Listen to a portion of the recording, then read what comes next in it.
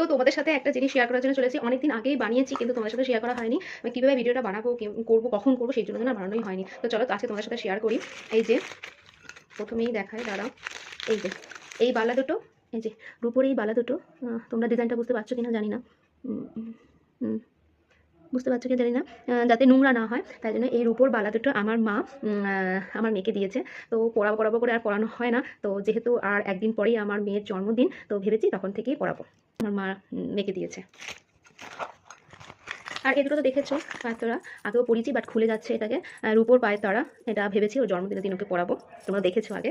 আর যেটা মেন, যার জন্য আমার প্রচণ্ড খুশি লাগছে, সেটা হচ্ছে যে আমি আমার মেয়েকে নিজে রোজগারের টাকাতে মেয়ের জন্য কিছু বানাতে পেরেছি। ছোট্ট কিছু, খুবই ছোট্ট, কিন্তু আমার জন্য খুবই ইম্পর্টেন্ট। সেটা হচ্ছে এই এই যে নজরকাঠি চেনটা।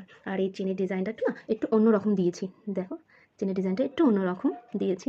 আর সব থেকে বড় কথা কি, যে আমি নিজে ইনকামে আমার মেয়েকে কিছু করে দিতে পেরেছি। তো এটা আমার কাছে একটা বিশাল বড় পাওয়া, যে আমি কিছু আমার মেয়েকে নিজের রোজগারের টাকাতে করতে পেরেছি। তো তোমাদের সাথে দেখাচ্ছি, দাঁড়াও। তো এই হচ্ছে ডিজাইনটা, একটু অন্যরকম ডিজাইন দিয়েছি আমি।